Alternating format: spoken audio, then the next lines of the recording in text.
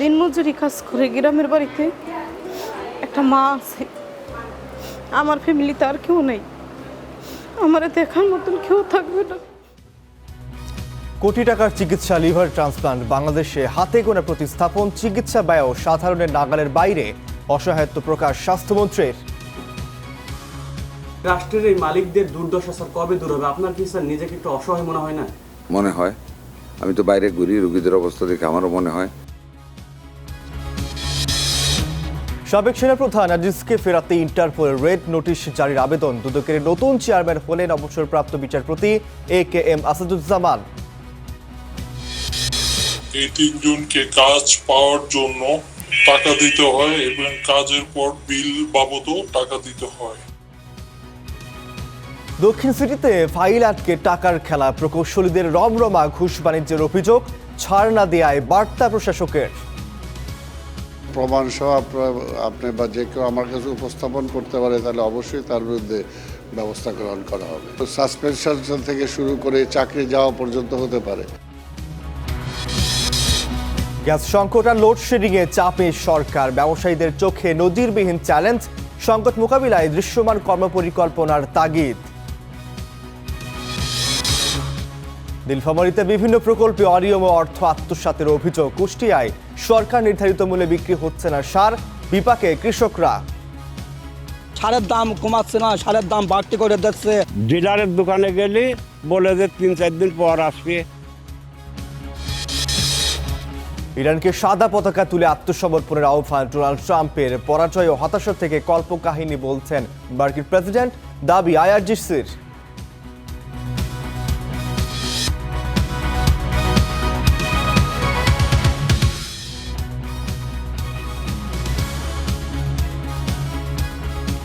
দর্শক আমন্ত্রণ স্টার নিউজে, পুরো খবর জুড়ে আপনাদের সঙ্গে আছে আমি আব্দুর রউফ।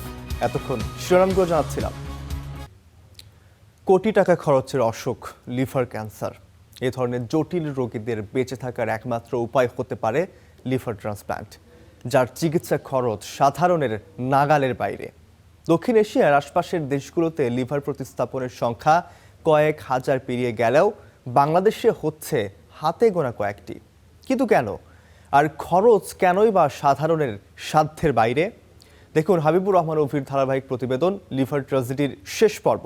ক্যামেরা ছিলেন ফারুক হোসেন।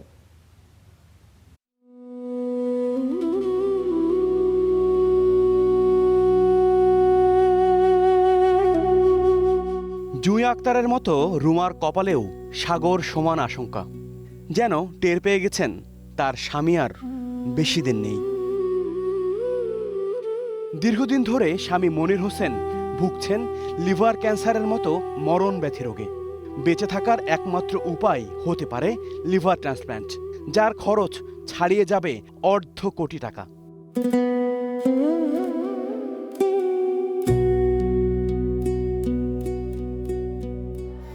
দিনমজুরি কাজ করে গ্রামের বাড়িতে একটা মা আছে। আমার ফ্যামিলিতে আর কেউ নেই, আমার দেখার মতন কেউ থাকবে না। আমার এই বাবুর লেগেই আমার খুবই কষ্ট লাগে।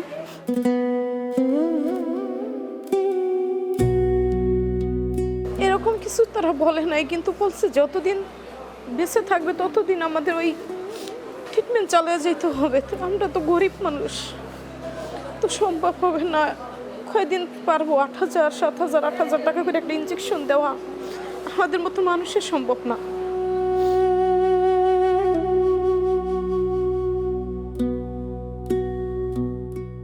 লিভার ট্রান্সপ্ল্যান্ট বা প্রতিস্থাপন, সহজ ভাষায় একই ব্লাড গ্রুপের কোনো আত্মীয় তার নিজের লিভার থেকে কিছু অংশ প্রিয় ব্যক্তিকে ডোনেট করবেন, ঠিক অনেকটা রক্তদানের মতো। চিকিৎসা বিশেষজ্ঞরা বলছেন এতে মাত্র 3 মাসের মধ্যে আবার আগের রূপে ফিরে আসে লিভার। বিশ্ব স্বাস্থ্য সংস্থার তথ্য বলছে লিভার ফেইলরের পেছনে অন্যতম দায়ী হেপাটাইটিস ভাইরাসে আক্রান্ত হয়ে পুরো বিশ্বে প্রতি 30 সেকেন্ডে একজনের মৃত্যু হচ্ছে। এ ভাইরাস ছাড়াও মদ্যপান ও ফ্যাটি লিভারের কারণেও প্রতিনিয়ত দীর্ঘ হচ্ছে মৃতের সংখ্যা। আমাদের ম্যাক্সিমাম রোগীরা ইন্ডিয়াতে, পাকিস্তান, কেউ কেউ চায়নাতে যায়। তো সেক্ষেত্রে ইন্ডিয়াতে প্রায় 1 করোড়ের মতো খরচ হয়ে যায় পেশেন্টের। এবং এখানে শেষ না, তার লাইফ লং ওষুধ খেতে হয় ট্রান্সপ্লান্টের পরে। ইনিশিয়ালি প্রথম 1 বছর দেখা যায় যে মান্থলি তার খরচ 40 থেকে 50 হাজার টাকা লেগে যায়। বাইরের দেশগুলোতে কি হয়, হেলথ সিস্টেমে এখানে ইন্স্যুরেন্স কাভারেজ দেয়, গভর্নমেন্ট থেকে কাভারেজ থাকে, তো এখানে সব ধরনের ট্রিটমেন্ট দেওয়া যায়, 2 লাখ হোক 10 লাখ হোক। আমাদের দেশে যেহেতু পেশেন্টের পকেট থেকে যায়, সো ভেরি ডিফিকাল্ট যে আমি সব ধরনের ফ্যাসিলিটি থাকা সত্ত্বেও সব যে অ্যাপ্লাই করব, সব পেশেন্টের ক্ষেত্রে পসিবলও হয় না। বাংলাদেশে লিভার ট্রান্সপ্ল্যান্টের পায়োনিয়ার হিসেবে পরিচিত প্রফেসর মোহাম্মদ আলী 25 বছরের বেশি সময় ধরে তিনি কাজ করছেন বিশ্বের ব্যয়বহুল এই অপারেশনের সার্জন হিসেবে। তবে সব মিলিয়ে প্রতিস্থাপন করতে পেরেছেন মাত্র 3টি লিভার। ফ্যাটি লিভার থেকে যেটা সৃষ্টি হচ্ছে বিসিকে ওভারকাম করে যাচ্ছে। প্রশ্ন ছিল, কাছাকাছি দূরত্বের দেশগুলোতে ট্রান্সপ্ল্যান্টের সংখ্যা যখন কয়েক হাজার ছাড়িয়েছে, সেখানে বাংলাদেশে সংখ্যাটা কেন হাতে গোনা কয়েকটি? বলেন, পরিবর্তন আটকে আছে কেবল দিবসকে ঘিরে। সরকারের কোনো সহায়তা পাই নাই। এই যে শুধু দিবস আসলো 28শে জুলাই, আসার পরে আমরা অনেকগুলো প্রোগ্রাম করলাম, অনেক কিছু করলাম, 29 জুলাই আসে গেল, এরপরে সব বন্ধ হয়ে গেল। মাননীয় সেক্রেটারি মহোদয়, ডাইরেক্টরকে আমি নিজে গিয়ে চিঠি দিয়ে আসছি যেন আমরা আমার দেশের জন্য একটা ভাইরাল হেপাটাইটিস কন্ট্রোল স্ট্র্যাটেজি করেন। এটা অত্যন্ত জরুরি। স্ট্র্যাটেজি না হলে তো আমরা কিভাবে এগিয়ে যাব? দেশে লিভার ট্রান্সপ্ল্যান্টের এই দুরবস্থা নিয়ে কথা বলতে আমরা ছুটে যাই সচিবালয়ে। সেখানে অসহায়ত্ব প্রকাশ করেন স্বাস্থ্যমন্ত্রী। রাষ্ট্রের এই মালিকদের দুর্দশা স্যার কবে দূর হবে? আপনার কি স্যার নিজেকে একটু অসহায় মনে হয় না? মনে হয়। আমি তো বাইরে ঘুরি, রোগীদের অবস্থা দেখে আমারও মনে হয় আর একটু সান্ত্বনাতে আমরা কাজ করতেছি। আমরা সহজ সরল সিনসিয়ারভাবে কাজ করে যাচ্ছি, আমরা দুর্নীতিমুক্ত। আমি যদি বলি যে না এটা সত্য না, ভুল হবে, মিথ্যা কথা হবে আমার। আমি আপনারটা মেনেই বলতেছি, একটু টাইম লাগবে।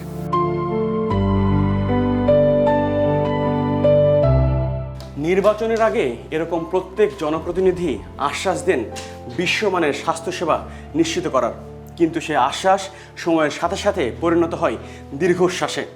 তাই রোগী ও তার স্বজনদের প্রশ্ন, কবে দূর হবে স্বাস্থ্যের এই অস্বাস্থ্যকর পরিবেশ? কবে সহজে ও সম্মানের সঙ্গে মিলবে চিকিৎসা সেবা? হাবিবুর রহমান উফি, স্টার নিউজ, ঢাকা।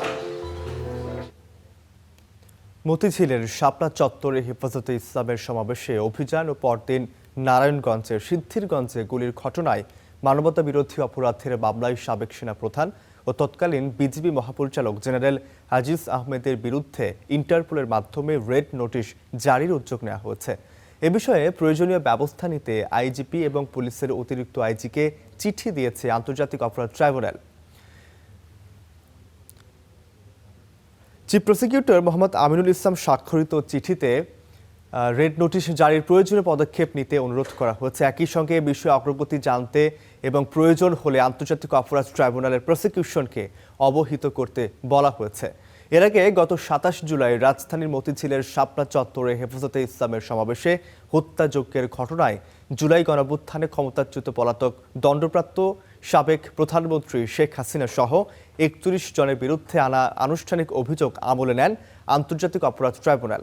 একই সঙ্গে মামলার পলাতক আসামিদের বিরুদ্ধে গ্রেপ্তারি পরোয়ানা জারি এবং অন্য মামলায় গ্রেপ্তার আসামিদের ট্রাইব্যুনালে হাজিরের নির্দেশ দেওয়া হয়।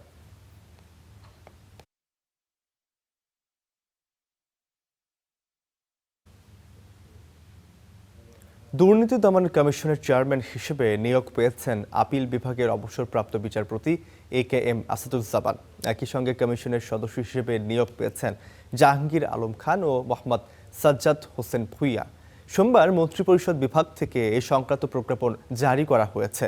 প্রজ্ঞাপনে বলা হয়, দুর্নীতি দমন কমিশন আইন 2004-এর ধারা 6-এর উপধারা 1-এর বিধান অনুযায়ী রাষ্ট্রপতি তাদের নিয়োগ দিয়েছেন। এর মধ্যে বিচারপতি AKM আসাদুজ্জামানকে কমিশনের চেয়ারম্যান এবং জাহাঙ্গীর আলম খান ও মোহাম্মদ সাজ্জাদ হোসেন ভুইয়াকে কমিশনার হিসেবে নিয়োগ দেওয়া হয়েছে। একই আইনের ধারা 13 অনুযায়ী কমিশনের চেয়ারম্যান বিচারপতি AKM আসাদুজ্জামানের বেতন ভাতা, অন্যান্য সুবিধা ও পদমর্যাদা সুপ্রিম কোর্টের আপিল বিভাগের বিচারকের এবং কমিশনার জাহাঙ্গীর আলম খান ও মোহাম্মদ সাজ্জাদ হোসেন ভুইয়ার বেতন ভাতা, অন্যান্য সুবিধা ও পদমর্যাদা সুপ্রিম কোর্টের হাইকোর্ট বিভাগের বিচারকের সমতুল্য নির্ধারণ করা হয়েছে।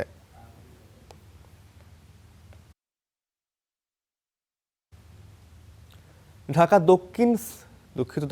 দক্ষিণ সিটি কর্পোরেশনে দুর্নীতি যেন পিছু ছাড়ছে না। এবার মিলল অঞ্চল 2-এর প্রকৌশলীদের অবৈধ লেনদেনের ভিডিও। যেখানে স্পষ্ট দেখা যাচ্ছে ফাইল আটকে কিভাবে ঠিকাদারদের কাছ থেকে নেওয়া হচ্ছে ঘুষ। অভিযোগ আছে 3 ধাপে চলে অবৈধ এই কার্যক্রম। সুমন মাহমুদের রিপোর্টে বিস্তারিত। গোপন ক্যামেরায় ধরা পড়েছে ঘুষ লেনদেনের এমনই চিত্র, যেখানে এক কর্মকর্তা নির্বিকারভাবে নিচ্ছেন মোটা অঙ্কের টাকা। পাশের টেবিলেও টাকা রেখে ফোনে কথা বলছেন আরেক তরুণ। ঘটনাটি ঢাকা দক্ষিণ সিটি কর্পোরেশনের অঞ্চল 2 কার্যালয়ের। গোপন ক্যামেরায় ফুটেজে যাদের দেখা গেছে তারা হলেন প্রকল্প পরিচালক খায়রুল বাকের, সহকারী প্রকৌশলী দিদার আলম এবং উপসহকারী প্রকৌশলী আহসান হাবিব। অভিযোগ, এই 3 প্রকৌশলীর অনুমোদন ছাড়া মেলে না কোনো কাজের ছাড়পত্র। খায়রুল বাকের, দিদার আলম, এসো হাবিব, এই 3 জনকে কাজ পাওয়ার জন্য টাকা দিতে হয় এবং কাজের পর বিল বাবদও টাকা দিতে হয়। এরা টেন্ডার থেকে বাদ দেওয়ার জন্য প্রথমেই বলে এটা আওয়ামী লীগের লাইসেন্স, এই লাইসেন্স কাজ করতে গেলে পার্সেন্টেজ বেশি দিতে হবে। এটা শুধু এই জোনে না, সব জনে এরকম। এমনকি ম্যাট্রিক্সেও তারা একজন কাজ পাইলে আরেকজনের ম্যাট্রিক্সে হারায় যায়। অভিযোগের সত্যতা যাচাইয়ে অঞ্চল 2 কার্যালয়ে যায় স্টার নিউজ, কিন্তু সেখানে পাওয়া যায়নি সহকারী প্রকৌশলী দিদার আলম ও উপসহকারী প্রকৌশলী আহসান হাবিবকে। পরে ফোনে যোগাযোগ করা হলে আহসান হাবিব দাবি করেন এই বিষয়ে কিছুই জানেন না তিনি। আমরা কোনো পার্সেন্ট নেই না ভাইয়া, পার্সেন্ট নেওয়া হয় না। না আমি নেই না ভাইয়া, এগুলো কে নেয় ভাইয়া? কে নেয়? আপনি নেন না? তাহলে কে নেয়? এটা বলতে পারবো না ভাইয়া, আপনি এটা বলতে পারবো না। এগুলো নেওয়া হয় না কখনো। এটা কেউ যদি বলেন প্রমোশন দেয় তাহলে তাদের সাথে কথা বলেন। না আমার কারোর সাথে এইভাবে কখনো লেনদেন কখনো হয় নাই। যদি কেউ ব্ল্যাকমেল করে সেটা অন্য বিষয়। আর দিদার আলমের মোবাইলে একাধিকবার যোগাযোগের চেষ্টা করা হলেও পাওয়া যায়নি কোনো সাড়া। তবে অভিযুক্ত প্রকল্প পরিচালক খায়রুল বাকেরকে এরই মধ্যে বদলি করা হয়েছে রাজশাহীতে। মুঠোফোনে তার বক্তব্য নেয়ার চেষ্টা করা হলে তিনিও সাড়া দেননি। শুধু কি অঞ্চল 2, ঢাকা দক্ষিণ সিটি কর্পোরেশনের 10টি আঞ্চলিক কার্যালয়েই কমিশন বাণিজ্যের অভিযোগ দীর্ঘদিনের। বিষয়টি গুরুত্বের সঙ্গে খতিয়ে দেখা হচ্ছে বলে জানিয়েছেন প্রশাসক। এই ধরনের যদি কোনো প্রমাণ সহ আপনি বা যে কেউ আমার কাছে উপস্থাপন করতে পারে তাহলে অবশ্যই তার বিরুদ্ধে ব্যবস্থা গ্রহণ করা হবে। সেটা তো তার সাসপেনশন থেকে শুরু করে চাকরি যাওয়া পর্যন্ত হতে পারে। সেটা ডিপার্টমেন্টাল কেস হবে তার বিরুদ্ধে। তারপরে সেখানে যতটুকু তার বিরুদ্ধে তাকে পানিশ করা দরকার ততটুকু হবে। এই বিষয়ে তদন্ত করে দোষীদের আইনের আওতায় আনার আশ্বাস নগর প্রশাসকের। Suman Mahmud, star news, Dhaka. তেল ও গ্যাস সংকট আর সেই সাথে লোডশেডিং। প্রথম 180 দিনে জ্বালানির টানাপোড়েনে নাজেহাল সরকার। ব্যবসায়ীরা বলছেন প্রথমবারের মতো এতটা চ্যালেঞ্জের মুখোমুখি তারা। সংকট নিরসনে আগামী দিনের জন্য দৃশ্যমান কর্মপরিকল্পনার পরামর্শ বিশেষজ্ঞদের।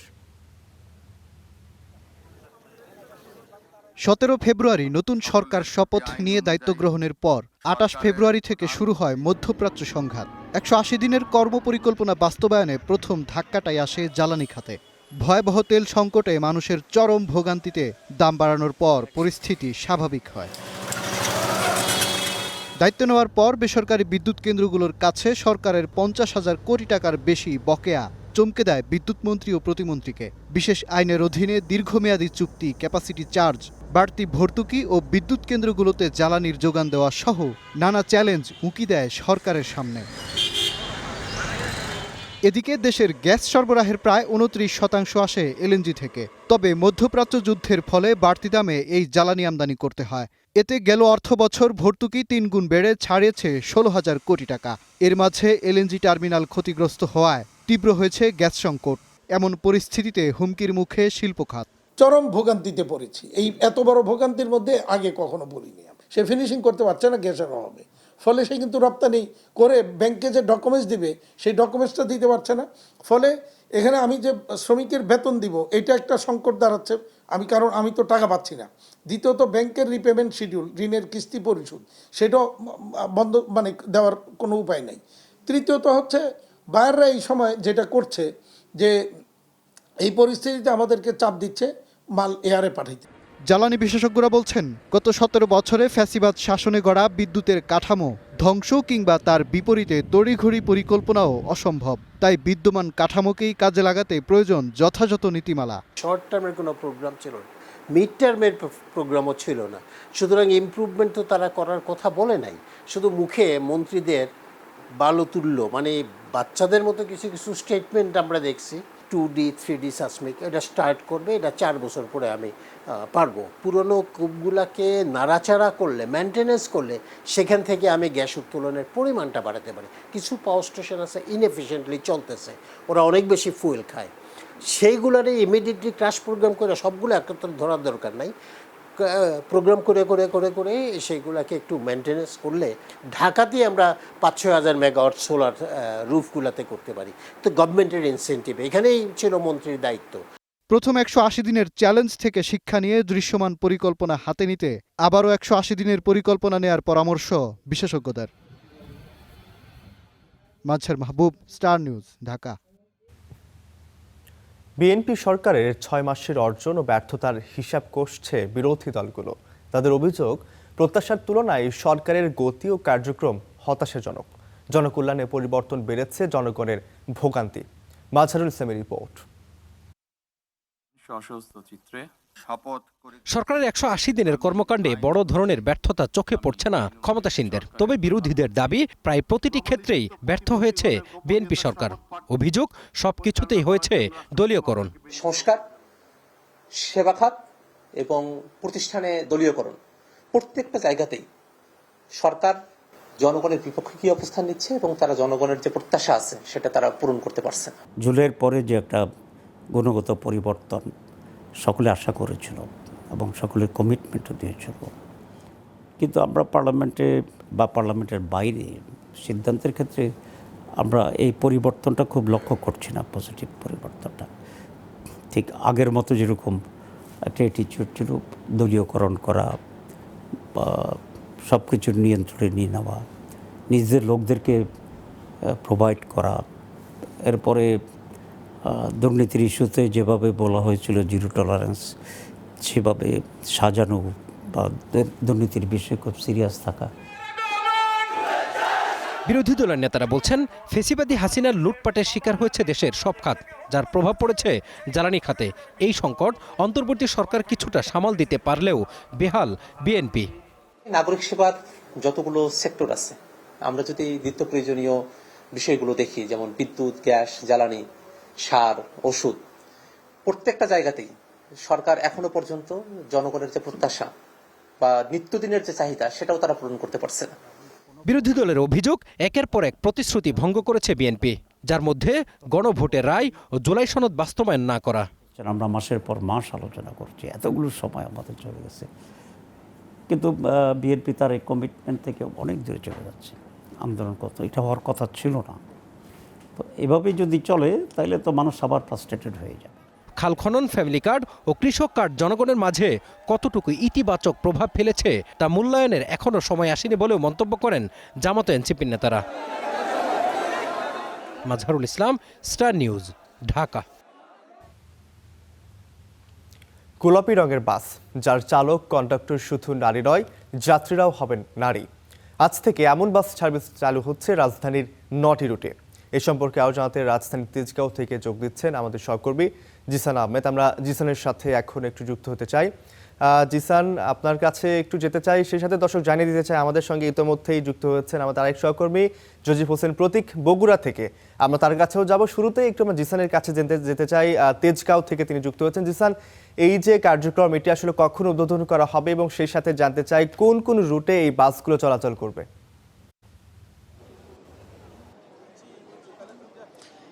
রৌফ, প্রথমে জানিয়ে রাখি যে এখনও বাসগুলো উদ্বোধন করা হয়নি। 10টায় উদ্বোধন হওয়ার কথা ছিল। এখানে সড়ক পরিবহন মন্ত্রী এবং প্রতিমন্ত্রী দুজনই আসার কথা, তবে তারা এখনও আসেনি, কিছুক্ষণের মধ্যে চলে আসবেন। আমার পেছনে এই বাসগুলো দেখা যাচ্ছে, এই বাসগুলি কিছুক্ষণ পরেই উদ্বোধন করা হবে এবং এই বাসের চালক এবং হেল্পার যারা হবেন, আপনি জানিয়েছিলেন যে নারীরা, এবং সেখানে যাত্রী হবে শুধুমাত্র নারী। ঢাকার 9টি রুটে চলাচল করবে। আমি একটু জানিয়ে রাখতে চাই, সেই 9টি রুটের যদি একটু বলে রাখতে চাই, বেশিরভাগ বাসই হচ্ছে মতিঝিল থেকে ছেড়ে যাবে, সেটা বিভিন্ন রুটে যাবে। যেমন মোহাম্মদপুর রুটে রয়েছে একটি বাস মোহাম্মদপুর থেকে ঝিগাতলা হয়ে সায়েন্স ল্যাব হয়ে শাহবাগ প্রেস ক্লাব হয়ে মতিঝিল পর্যন্ত যাবে। এবং আমরা মিরপুর রুটে 2টি বাস রাখা হয়েছে, সেখানে মিরপুর 10, মিরপুর 12 হয়ে তারপর ফার্মগেট হয়ে সে বাসগুলো যাবে হচ্ছে আপনার মতিঝিলের দিকে যাবে। এই রুটে রাখা হয়েছে 2টি বাস এবং যাত্রাবাড়ি রুটে রাখা হয়েছে একটি বাস, সেটি ডেমরা স্টাফ কোয়ার্টার থেকে কোনাপাড়া যাত্রাবাড়ি জনপদের মোড় হয়ে গুলিস্তান সচিবালয় যাবে। এবং যদি অন্য 2টি রুটের কথা জানিয়ে রাখতে চাই, সেটি হচ্ছে গাজীপুর রুটে চলবে 2টি বাস, সেখানে আবদুল্লাপুর এয়ারপোর্ট বনানী মহাখালী ফার্মগেট গুলিস্তান এবং মতিঝিল গিয়ে শেষ হবে। এরকম 2টি বাস রাখা হয়েছে সেই রুটে এবং বাকি রুটগুলোতে একটি করে বাস রাখা হয়েছে। সেখানে কল্যাণপুরের একটি বাস রাখা হয়েছে, মোহাম্মদপুরের রুটে রাখা হয়েছে একটি বাস এবং যদি একটু জানিয়ে রাখতে চাই যে মিরপুর রুটে 2টি বাস যেটি জানিয়েছিলাম, গাজীপুর রুটে 2টি বাস রাখা হয়েছে এবং মতিঝিল রুটে রাখা হয়েছে। তো এখানে কিছুক্ষণ পরেই সড়ক পরিবহন মন্ত্রী এসে এই বাসগুলো উদ্বোধন করবেন এবং আজ থেকে এই বাসগুলো চলাচল শুরু হবে। এবং আমরা সাধারণ মানুষের সঙ্গে কথা বলেছিলাম, তারা যেমন আমাদেরকে জানিয়েছিলেন যে এই বাসগুলো যদি উদ্বোধন হয় এতে সাধারণ নারীরা এখন গণপরিবহনে যেই অস্বস্তি নিয়ে বা তাদের যেই পুরুষদের সঙ্গে প্রতিযোগিতা নিয়ে তাদের গণপরিবহনে চলাচল করতে হয় সেটি তাদের আর করতে হবে না। তারা অনেকাংশে তাদের কষ্টের বা তাদের ভোগান্তি লাঘব হবে। এবং আরেকটি তথ্য হচ্ছে এখানে আমাদের অতীত আমাদের সুখকর। সাধারণ মানুষ বলছেন যে অতীত তো আসলে সুখকর নয়, পূর্ব এরকম উদ্যোগ নেওয়া হয়েছিল কিন্তু কিছুদিন চলার পর সেই গাড়িগুলো রুট থেকে উধাও হয়ে গিয়েছে। তো এবার যেন এমনটি না হয় এমন প্রত্যাশার কথা আমরা শুনেছি। তো এই ছিল এখন পর্যন্ত আমার কাছে সবশেষ খবর। রৌফ।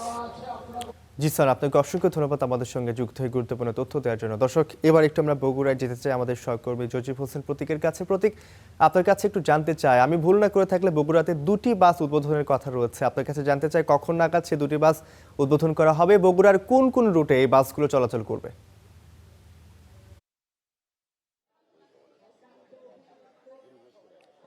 আমার ঢাকার সহকর্মী যেমনটি জানাচ্ছিলেন যে সড়ক পরিবহন সেতুমন্ত্রী রবিউল ইসলাম তিনি এই বাসগুলোর উদ্বোধন করবেন এবং সেই বাসের যে উদ্বোধন সেটি কিন্তু ভিডিও কনফারেন্সের মাধ্যমে বগুড়াতে উদ্বোধন করা হবে। এবং নারীদের জন্য বিশেষায়িত যে মহিলা বাস সার্ভিস, সেই মহিলা বাস সার্ভিসের 2টি বাস বগুড়া থেকে চলাচল করবে। এবং আমি যদি বগুড়ার বাসের রুটটি যদি জানাতে চাই তাহলে এটি চলবে শেরপুর থেকে ম্যাটাডেলি পর্যন্ত, অর্থাৎ শেরপুরের পল্লী উন্নয়ন একাডেমি স্কুল থেকে 9 মাইল শাহজাহানপুর উপজেলা গেট বি ব্লক মাঝিরা বাজার হয়ে বনানী বাজার, এরপরে সাতমাথা, তারপরে সরকারি মুজিবুর রহমান ভান্ডারী মহিলা কলেজ পর্যন্ত এটির আসলে স্টপেজ আমরা দেখতে পাচ্ছি। এবং আরেকটি দেখতে পাচ্ছি যে মোকামতলা বনানী মহাস্থান টিএমএসএস হাসপাতাল মাটিডালি মোড় সরকারি মুজিবুর রহমান ভান্ডারী মহিলা কলেজ থেকে সাতমাথা পর্যন্ত, অর্থাৎ বেশ বড় একটি অংশ কিন্তু এই 2টি বাস দিয়ে কাভারেজ দেওয়ার একটা বিষয় এখানে এসেছে। কিন্তু সেই ক্ষেত্রে যাত্রীরা ঠিকমতো তাদের যে আসন সংখ্যা সেটি অপ্রতুল হবে বলে আমরা জানতে পেরেছি যাত্রীদের কাছ থেকে। কারণ এই ধরনের বাস সার্ভিসে আসলে প্রথম বগুড়ায় চালু হচ্ছে এবং এই মহিলা বাস সার্ভিসটি পাওয়ার পরে এখানকার যারা যাত্রীরা রয়েছেন তারা বেশ স্বস্তি প্রকাশ করেছেন।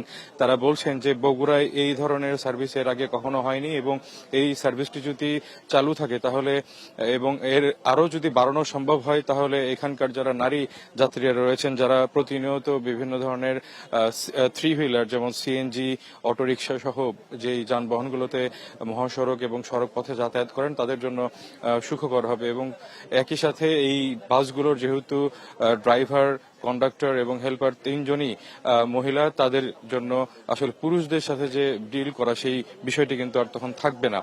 তো এই যে বাস সার্ভিসের বিষয়গুলো আমাদেরকে আরেকটু এখানকার যিনি বিআরটিসির কর্মকর্তা রয়েছেন তিনি যেটি জানিয়েছেন যে এই বাস সার্ভিসটি তারা যতটুকু সাধ্য আছে তারা চালিয়ে যাওয়ার চেষ্টা করবেন এবং একই সাথে এই বাসগুলো যদি কোনো ধরনের দুর্ঘটনা কিংবা কোনো একটি সমস্যার সম্মুখীন হয় সাথে সাথে কিন্তু এখানকার যারা মেকানিক রয়েছে সেখানে গিয়ে তারা সেই বাসগুলো মেরামত করার একটা প্রচেষ্টায় থাকবেন বলে আমাদেরকে জানিয়েছেন। তো এই ছিল আমার কাছে বগুড়ায় মহিলা বাস সার্ভিসের যে উদ্বোধন তার সর্বশেষ খবর। রৌফ।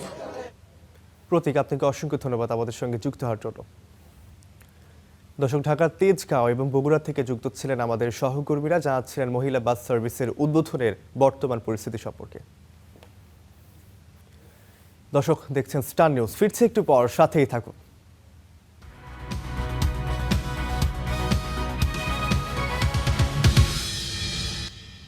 দর্শক, আবার আমন্ত্রণ স্টার নিউজে।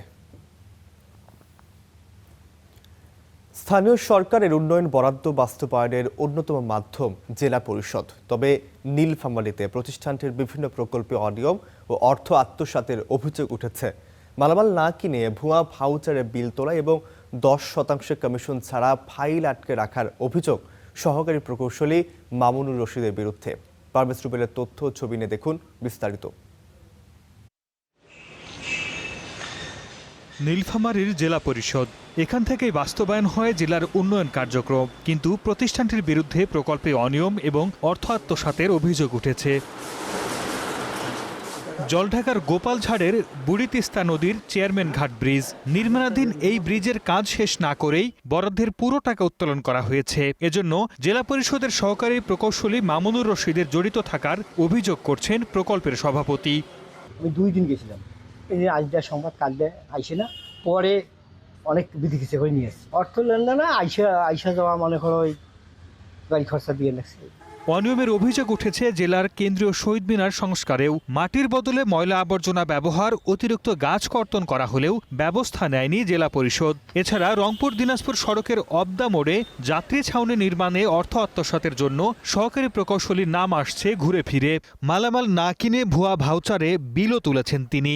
অভিযোগ আছে 10% কমিশন না দিলে তার হাত থেকে ছাড় পায় না কোনো বিল। আমি যথাযথ নিয়মে এই প্রকল্পটি সম্পূর্ণ করেছি, কিন্তু তারপরেও আমার ইঞ্জিনিয়ার আমার ওখানে আসার আগেই আমার কাছে কিছু টাকা দাবি করছিল। তাকে যদি 10% টাকা দেওয়া হয় তাহলে কাজ 100% সম্পূর্ণ, আর যদি আপনি 100% কাজ সম্পূর্ণ করার পর যদি 10% টাকা না দেন তাহলে অযথা কিছু ভুলভ্রান্তি ধরে আপনার চেকের ফাইলগুলো আটকাই দিচ্ছে। 21 লাখ টাকার কি কাজ করছে দেখাইবে তো যে এই কাজটা 21 লাখ টাকা হয়েছে। 21 লাখ টাকা হলে এটা বিল্ডিং হয়তো 2 তলা বিল্ডিং। এই মেমো আমাদের না, প্রথমত। দ্বিতীয়ত হলো যেসব প্রোডাক্টগুলো বললেন সেই প্রোডাক্টগুলো আমাদের কাছে একটাও আমরা সোল্ড আউট করি না। নিজের বিরুদ্ধে ওঠা সব অভিযোগ অস্বীকার করেছেন সহকারী প্রকৌশলী মামুনুর রশিদ। আমি জাস্ট যেটা নামে চাহিদা দিয়েছি, কিন্তু ভাউচার বা ইয়াটিয়া এগুলো দেখার দায়িত্ব বা ইয়া করার দায়িত্ব যে অফিসে। আমার নামে যদি কোনো কিছু ইয়া থাকে সেটা আপনারা মনে করেন যে উদ্বোধন কর্তৃপক্ষ আছে বা ইয়াটিয়া আছে, এগুলো তাদের মনে করেন যে ইয়া দেখা। তবে পুরো বিষয়টি খতিয়ে দেখে আইনি ব্যবস্থা নেওয়ার আশ্বাস দিয়েছে জেলা পরিষদ। প্রধান নির্বাহী কর্মকর্তা হিসাবে এই বিষয়গুলো প্রশাসক মহোদয়ের সাথে আমি আলোচনা করব এবং আমাদের যে দাপ্তরিক নিয়মাবলী আছে সেই অনুযায়ী এই বিষয়ে আমরা ব্যবস্থা নেব। 2025-26 অর্থ বছরে নীলফামারী জেলা পরিষদের বাজেট ধরা হয় 58,2,89,817 টাকা, আর চলতি বছরে ব্যয়ের পরিকল্পনা 84,85,90,000 টাকা। Desk report, star news. কুষ্টিয়ায় সারের বাড়তি দরে আমন আবাদের শুরুতেই বিপাকে পড়েছেন কৃষকেরা। সরকার নির্ধারিত মূল্যের চেয়ে বস্তা প্রতি 250 থেকে 450 টাকা বেশি দামে কিনতে হচ্ছে চাষিদের। বিশেষ করে ইউরিয়া, টিএসপি ও এমওপি ও পটাশ সারের ক্ষেত্রে ইচ্ছে মতো দাম হাঁকানোর অভিযোগ চাষিদের। জরুরি ইসলামের তথ্য ছবি নিয়ে বিস্তারিত। জমিতে আমনের চারা রোপণ শেষ, এখন দরকার সার, কিন্তু এ বাবদ বাড়তি টাকা গুনতে হচ্ছে কুষ্টিয়ার কৃষক আব্দুর রাজ্জাককে। একই ধরনের অভিযোগ ওই এলাকার অন্য কৃষকদেরও। সঙ্গে দেওয়ার জন্য 32 টাকা দিয়ে সারের দাম কমাচ্ছে না, সারের দাম বাড়তি করে দিচ্ছে। প্রকারভেদে প্রতি কেজি সারের দাম বেড়েছে 5 থেকে 9 টাকা করে। শুধু বাড়তি দাম নয়, সময় মতো সার না পাওয়ার অভিযোগও কৃষকদের। সার আনতে গেলে পরে বলে সার নাই, সার হচ্ছে গা আছে, ট্রাকে আসতে আলি ফোন দেবো না। আমন লাগাচ্ছে, আমরা সারই পাইনি। ডিলারের দোকানে গেলে বলে যে 3-4 দিন পর আসবে। কৃষকদের অভিযোগের সত্যতা মিলেছে খুচরা বিক্রেতাদের কাছেও। বিক্রেতারা বলছেন সরকার নির্ধারিত ডিলাররা সারের দাম বস্তায় 200 থেকে 300 টাকা বাড়িয়েছে। আমরা প্রশ্ন করলাম যে এখন তো সিজন না, অন সিজনে, বলতে যে সার পাওয়া যাচ্ছে না, আমরা বিভিন্ন জায়গার থেকে সার নিয়ে এসে আপনাদেরকে দিচ্ছি। তবে এসব অভিযোগ মানতে নারাজ সার ডিলাররা। সীমিত লাভে বিক্রি করছেন বলে দাবি তাদের। যারা খুচরা ডিলার আছে এরা আমাদের থেকে হচ্ছে সার পান। আমরা যে মালগুলো বেশি, আমাদের কস্ট মেমো আছে। যদি উনি আমার কাছ থেকে নিয়ে থাকেন, ওনার কাছে মেমো আছে, পাবেন, তাহলে সেটা মোটামুটি বুঝতে পারবেন যে কোথাকার। বেশি দামে সার বিক্রির তথ্য জানেন না স্থানীয় কৃষি বিভাগের কর্মকর্তারা, এমনটাই দাবি করছেন তারা। কোথাও এরকম পাচ্ছি না যে বেশি দামে সার বিক্রি হচ্ছে, কেউ বলছেও না। আমরা কৃষক সাজাইও গেছি, কিন্তু সেখানে এরকম কিছু পাওয়া যায়নি। তবে আমরা প্রতিদিনই বিভিন্ন বাজার এই ধরনের যেখানে একটা মিটিং হচ্ছে, মিটিং পরে আমরা বেরিয়ে যাব অফিসাররা যে কোথায় কি ঘটনা ঘটছে সব দেখার জন্য। আমন মৌসুমে ন্যায্য মূল্যে সার নিশ্চিত করতে দ্রুত পদক্ষেপ চান চাষিরা। Desk report, star news.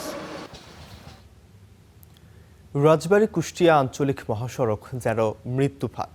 গত ১.৫ বছরে মহাসড়কটির ৩১ কিলোমিটার অংশে ৬২টি দুর্ঘটনায় প্রাণ গেছে ৩৫ জনের। আহত হয়ে অঙ্গহানির ঘটনাও ঘটেছে অনেক। অবৈধ ৩ চাকার যানবাহনের অবাধ চলাচল, ফিটনেসবিহীন গাড়ি আর অতিরিক্ত গতি দুর্ঘটনার প্রধান কারণ বলছেন স্থানীয়রা। শামীম রেজার তথ্য ও ছবিতে ডেস্ক রিপোর্ট। মোবাইল ফোনে কথা বলছে চালক, তার মধ্যেই সড়ক দাপিয়ে চলছে অবৈধ ৩ চাকার যান। যে কোনো সময় ঘটতে পারে মর্মান্তিক দুর্ঘটনা। কিন্তু বিকার নেই চালকের, নিয়মিত অনিয়ম করে চলাচল করে সড়ক মহাসড়কে। রাজবাড়ী থেকে পাংশার শিয়ালডাঙ্গি পর্যন্ত রাজবাড়ী কুষ্টিয়া আঞ্চলিক মহাসড়কের ৩১ কিলোমিটার অংশ এখন চরম ঝুঁকিপূর্ণ। মহাসড়কটিতে মানা হচ্ছে না নিরাপত্তার ন্যূনতম নিয়ম।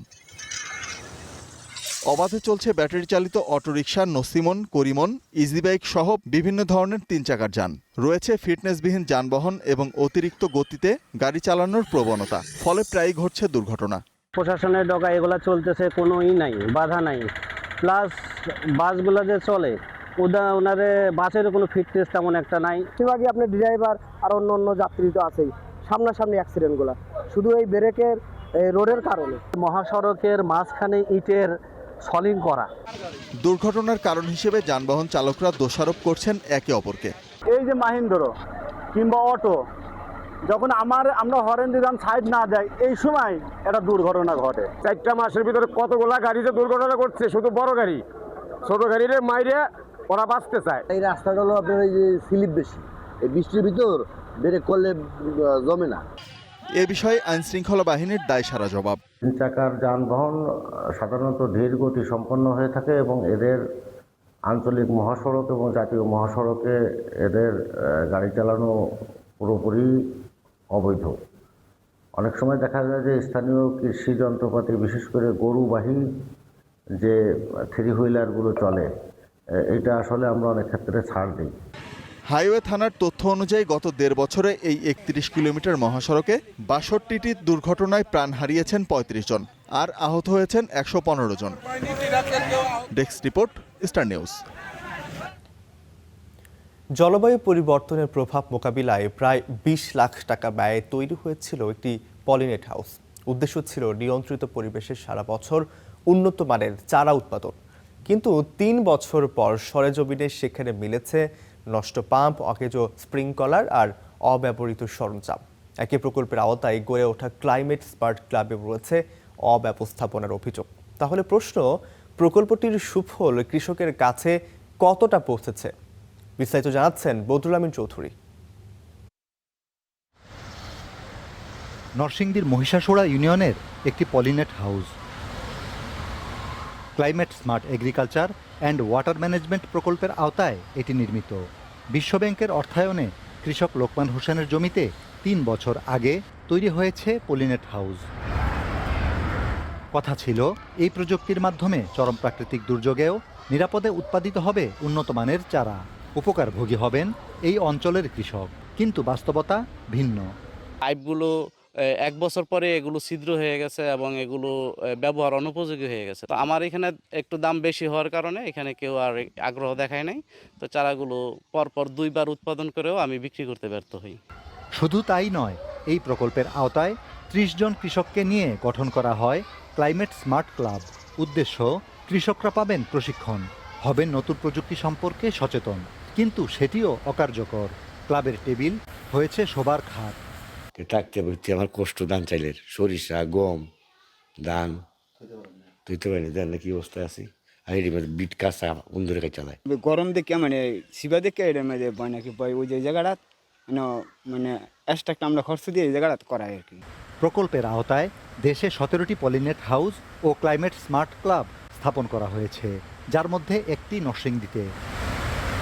জেলার কৃষি সম্প্রসারণ অধিদপ্তর বলছে ত্রুটিগুলো সমাধানের চেষ্টা চলছে। যারা উপসহকারী কৃষি অফিসার বা আমাদের উপজেলা পর্যায়ে যারা কর্মকর্তা আছে তারা এটাকে তদারকি করবে, এবং এখানে যদি কিছু সমস্যা থাকে তাহলে প্রকল্পের সংশ্লিষ্ট যারা এখানে মানে এটা তৈরির সাথে সংশ্লিষ্ট ছিল তাদের সাথে কিন্তু যোগাযোগ করে যে সমস্যাগুলো আছে সেই সমস্যাগুলো সমাধান করার সবসময় আপনাদের ব্যবস্থা থাকে। নরসিংদীটা হলো আমাদের ওখানে সয়েলটা একটু মানে অবস্থায় আছে, ওখানে বিপণনটা একটু ঝামেলা হচ্ছে, কিন্তু আমরা প্রোডাকশনটা সাস্টেন রাখার জন্য বিভিন্ন পদক্ষেপ নিচ্ছি আর কি। মার্কেটিং চেইনটা এখনো ওইভাবে এস্টাবলিশড হয় নাই, তবে আমরা চেষ্টা করতেছি, আশা করি এটা হয়ে যাবে। প্রতিবেদনের তথ্য সংগ্রহের পর নড়েচড়ে বসে কর্তৃপক্ষ। অকেজো যন্ত্রপাতি মেরামত ও ক্লাব গুছিয়ে স্টার নিউজের কাছে ভিডিও পাঠান স্বয়ং উপজেলা কৃষি কর্মকর্তা। বদরুল আমিন চৌধুরী, স্টার নিউজ, নরসিংদী। দর্শক দেখছেন স্টার নিউজ, ফিরছে একটু পর, সাথেই থাকুন।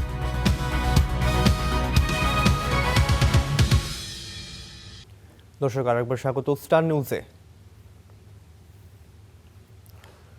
এবার আন্তর্জাতিক প্রসঙ্গ। 2023 সালের 7 অক্টোবর ইসরায়েলে হামাসের হামলার আগের সেই মধ্যপ্রাচ্য এখন অতীত। সিরিয়ায় আসাদের পতন, লেবাননে ধ্বংসযজ্ঞ, তেহরানে ইসরায়েল যুক্তরাষ্ট্রের যুদ্ধ, এসবে আরও দুর্বল হয়েছে ইরানের মিত্ররা। একই সঙ্গে উপসাগরীয় দেশগুলোর মধ্যে প্রশ্ন উঠেছে যুক্তরাষ্ট্রের নিরাপত্তা নিশ্চয়তা নিয়েও। এমন বাস্তবতায় 7 আগস্ট মক্কা চুক্তির মাধ্যমে বড় ঘোষণা সৌদি আরব, তুরস্ক ও পাকিস্তানের। বিশ্লেষকদের মতে এই নতুন বলয় বদলে দিতে পারে এশিয়া থেকে পারস্য উপসাগর পর্যন্ত ভূ রাজনৈতিক সমীকরণ। 2023 সালের 7 অক্টোবরের পর গাজার সীমান্ত পেরিয়ে ইসরায়েলে হামাসের হামলা। অতর্কিত এই হামলায় বদলে দিল মধ্যপ্রাচ্যের নিরাপত্তা পরিস্থিতি। 2024 সালের ডিসেম্বরে সিরিয়ায় বাশার আল আসাদের পতন, 2025 সালের জুনে ইরানের বিরুদ্ধে 12 দিনের যুদ্ধ, চলতি বছরের 28 ফেব্রুয়ারি তেহরানে ইসরায়েল ও যুক্তরাষ্ট্রের যুদ্ধ দেখেছে বিশ্ব। দীর্ঘদিন মধ্যপ্রাচ্যের রাজনীতিতে প্রভাব বিস্তার করছে মূলত দুটি বলয়, ইরানের নেতৃত্বাধীন প্রতিরোধ অক্ষ এবং যুক্তরাষ্ট্র ইসরায়েল নির্ভর নিরাপত্তা কাঠামো। কিন্তু গাজা যুদ্ধের পর দুই ব্যবস্থার সীমাবদ্ধতাই আরও স্পষ্ট হয়েছে। হিজবুল্লাহর সামরিক কাঠামো ক্ষতিগ্রস্ত, সিরিয়ায় পতন হয়েছে আসাদ সরকারের, আর গাজায় দীর্ঘযুদ্ধে ব্যাপক ক্ষয়ক্ষতির মুখে পড়েছে হামাস। একই সময়ে উপসাগরীয় দেশগুলো প্রশ্ন তুলছে তাদের ভূখণ্ডে ইসরায়েলি হামলা হলে মার্কিন নিরাপত্তার নিশ্চয়তা কতটা কার্যকর হবে। এই পরিস্থিতিতেই নিজেদের নিরাপত্তা জোরদারের কাছাকাছি এলো সৌদি আরব, তুরস্ক ও পাকিস্তান। এই নতুন মেরুকরণ অত্যন্ত গুরুত্বপূর্ণ, কারণ এরই মধ্যে এটি ইরান, ইসরায়েল, ভারত ও যুক্তরাষ্ট্র সব পক্ষের কৌশলগত হিসাব বদলে দিতে শুরু করেছে। এর মধ্যেই 7 আগস্ট সৌদি আরব, পাকিস্তান ও তুরস্ক স্বাক্ষর করেছে মক্কা যৌথ প্রতিরক্ষা চুক্তি। এতে রয়েছে পারস্পরিক নিরাপত্তা নিশ্চয়তার ধারণা। কাতার ও মিশরও এই নতুন সমীকরণের গুরুত্বপূর্ণ অংশীদার হতে পারে। আর সংযুক্ত আরব আমিরাত পরিস্থিতি পর্যবেক্ষণ করছে সতর্কভাবে। মক্কা চুক্তি যদি সফলভাবে এগিয়ে যায় তাহলে আগামী 1 দশকে মধ্যপ্রাচ্যের স্থিতিশীলতার সংজ্ঞা নির্ধারণে শুধু ওয়াশিংটন, তেলাবিব বা তেহরান নয়, রিয়াদ, আঙ্কারা ও ইসলামাবাদও গুরুত্বপূর্ণ শক্তিকেন্দ্র হয়ে উঠতে পারে। তবে এটিকে এখনই ইসলামী নেটো বলা যাচ্ছে না। সৌদি আরব ও তুরস্কের মধ্যে নেতৃত্বের প্রতিযোগিতা রয়েছে। 3 দেশের ইরান, ইসরায়েল ও যুক্তরাষ্ট্রের সঙ্গে সম্পর্ক এক নয়, ফলে অভিন্ন আদর্শের চেয়ে নিজেদের নিরাপত্তা ও কৌশলগত স্বার্থই এই সহযোগিতার মূল ভিত্তি। এই নতুন মেরুকরণের প্রভাব এরই মধ্যে মধ্যপ্রাচ্যের গণ্ডি ছাড়িয়ে পড়তে শুরু করেছে। পরিস্থিতির দিকে নজর রাখছে নয়াদিল্লিও, কারণ এই জোট শুধু মধ্যপ্রাচ্যের নিরাপত্তা নয়, দক্ষিণ এশিয়া থেকে পারস্য উপসাগর পর্যন্ত ভূরাজনৈতিক সমীকরণেও আনতে পারে বড় পরিবর্তন। ইস্তেহাদুল মাহমুদ, স্টার নিউজ। সৌদি আরব, তুরস্ক, পাকিস্তানের মধ্যে সই হওয়া যৌথ প্রতিরক্ষা চুক্তিকে স্বাগত জানিয়েছেন মার্কিন প্রেসিডেন্ট ডোনাল্ড ট্রাম্প। ইরানের সঙ্গে সাম্প্রতিক সংঘাতের পর মধ্যপ্রাচ্যে যখন যুক্তরাষ্ট্রের নিরাপত্তা ভূমিকা নিয়ে প্রশ্ন উঠছে, ঠিক তখনই নেটোর আদলে 3 দেশের এই প্রতিরক্ষা জোটকে গুরুত্বপূর্ণ পদক্ষেপ হিসেবে দেখছেন ডোনাল্ড ট্রাম্প। ট্রাম্পের সমর্থনে কৃতজ্ঞতা জানিয়েছেন পাকিস্তানের প্রধানমন্ত্রী শাহবাজ।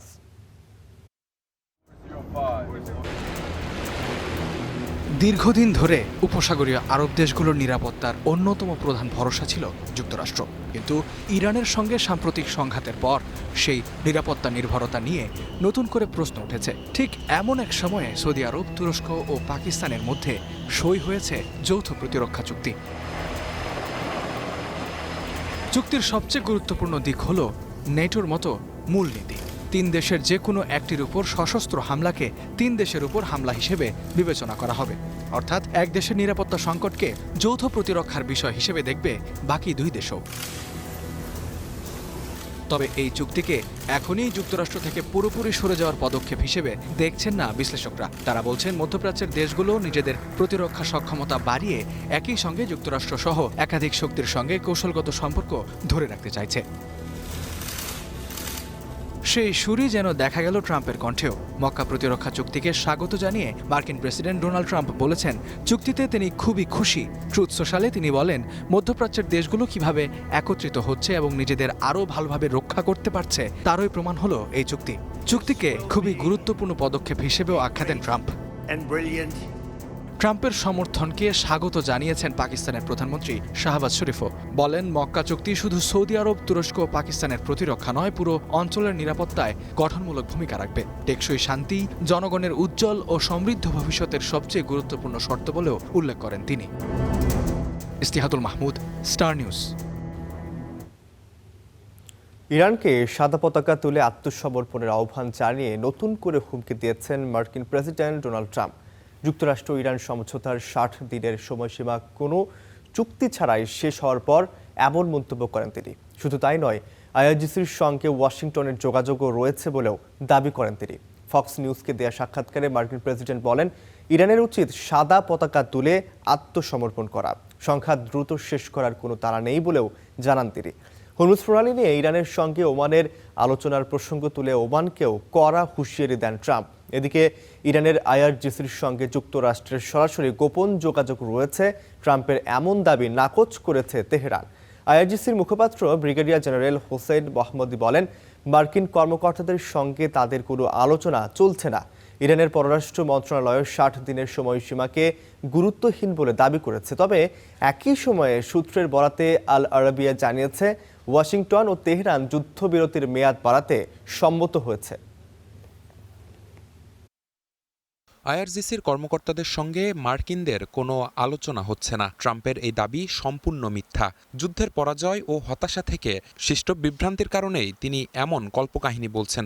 যুক্তরাষ্ট্রের প্রতিশ্রুতি ভঙ্গ এবং বারবার চুক্তি লঙ্ঘনের অভিজ্ঞতার কারণে বর্তমানে মার্কিনদের সঙ্গে এ বিষয়ে কোনো আলোচনা চলছে না। দর্শক, এই ছিল স্টার নিউজে। এতক্ষণ আমাদের সঙ্গে থাকার জন্য অসংখ্য ধন্যবাদ।